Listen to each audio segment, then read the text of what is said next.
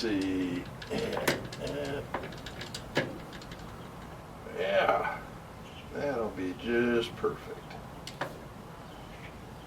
All right, that's good to know. So that part's ready. Hey everyone, does a gold. Just kind of sprucing up an old LWRC AR-15 upper. Just got in a set of JP trigger springs, hammer and trigger. These are the low, both are yellow. This isn't the reliability set, and I'll explain that real quick. The reliability set was introduced to address the issue of light primer strikes with these some of these trigger groups that people were trying to lighten the pull on. Typically an AR-15 mil spec is going to run somewhere between 5 and 7 pounds, and with this it supposed to bring it down in the 4s, but with this set there was an increased tendency for light primer striking, and JP addressed that issue by, instead of using both springs, their yellow springs, they added or switched out the hammer spring to their red spring, which had a little more power to it, or more striking force, and it seemed to be the answer to alleviating a lot of that light primer striking.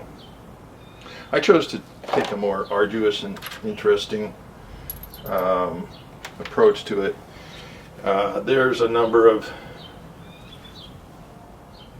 videos on YouTube on trigger jobs and how to lighten your trigger pull, you know, make it more crisp and take up the slack and whatnot.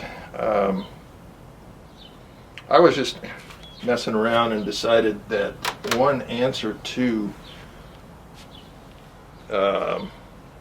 lightening or adding reliability to the hammer would be to lighten the hammer. If you're going to use a lighter spring, then try and lighten up the hammer, and that basically what I did is took a normal, let's see if I can get this in camera without rattling it around too much. Take a normal hammer and a Dremel and relieve this hammer of its tail, and thus taking this hammer from a 1.04 ounce weight down to a 0.88 ounce weight. So just this little bit of metal taken off the hammer brought it under an ounce.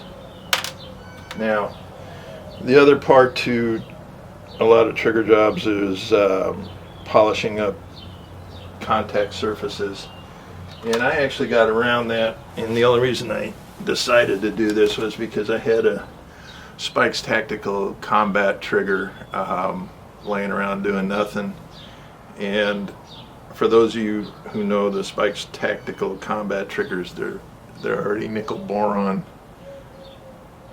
treated or plated, and everything has been nickel boron treated. So the need for polishing is negated, so you're already ahead of the game. So I thought I'd just you know, see how that goes, and we'll see if that theory works out for the new spruced up AR-15. Speaking of sprucing up, For those of you who don't or aren't aware or aren't subscribed to EBOMEY's channel, he came into possession of what I consider one of the finest looking AK-47s, and it really is truly a beauty. And I just happened to mention the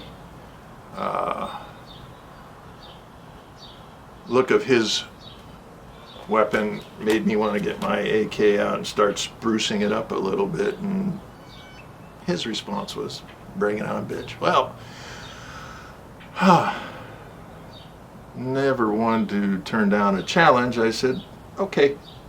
Now, that being said, if you check his channels out, you'll see that his AK's got a lot of beautiful wood or furniture work done, and gorgeous finish on the wood, and a lot of polishing on it. My hurdles would be, one, my AK was never intended to be anything but the utilitarian, you know, down in the trenches, slug it out, throwing the 7.62 rounds, you know, fast and furious. So I never intended to keep the wood stock on it, and right from the get-go I put a slide fire for the AK on it. And obviously for those of you who are not aware, I can't imagine anybody not being aware of them, but this is another type of slide fire stock, and it's a polymer, and obviously anything but wood. So over half of what I could do for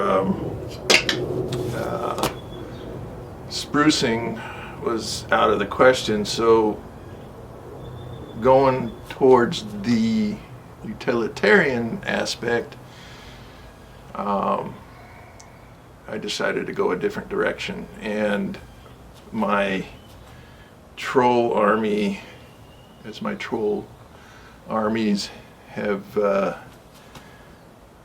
consistently mentioned that I am an old man trying to be tactical. Well, I never really thought about it. I'm never really trying to be tactical, but I like tactical things. If they work, they work. If they don't, I'm not interested. And I've mentioned that on a couple of posts on different channels. Don't change things out if they don't do at least as good as the replaced part, or in most cases it should do better. Changing something out for looks is just not in my doctrine. That being said, I decided, well, what am I left with? The wood. First of all, this is the starting point. It was the cheapest, you know, Wasa 10 AK-47. I bought it on sale. I didn't spend much, over $250 for it. I think it was under 250. The wood on it looked like it had been recycled pallet wood that had been formed into a gun stock and grip. So it was nothing, to say the least, of any kind of starting point. So what I did is, like I said, I went in a completely different direction, and my spruced up AK is now a tactical. There you go. Yes.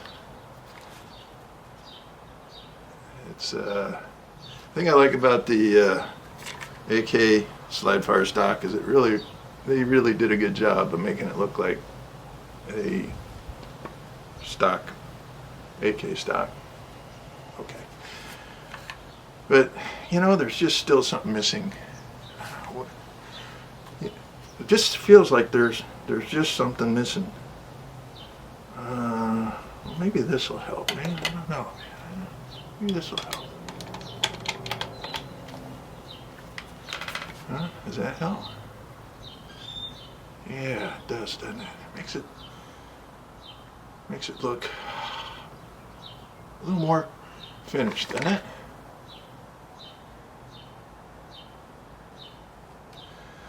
I don't know. Still. I don't know. It's just still missing something. I wonder what it could be missing. I think I know. I guess,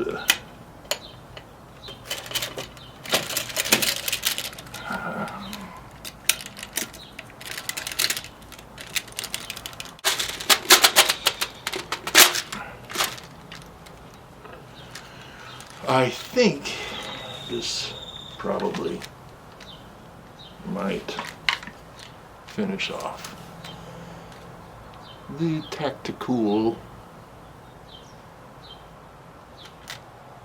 AK-47, my spruced up little desert pile driver. Anyway, Eric, this was my attempt at competing. I know it doesn't really compete, but it was sure a lot of fun. For those of you who don't already know, which I can't imagine that, check out EBOMEY's channel or Beanie Brew Review. You'll get to see plenty of a really nice AK, but this is my AK Throwdown.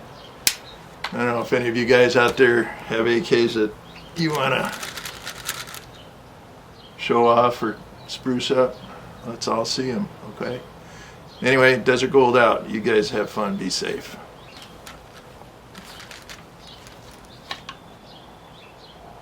Yeah. This is nice.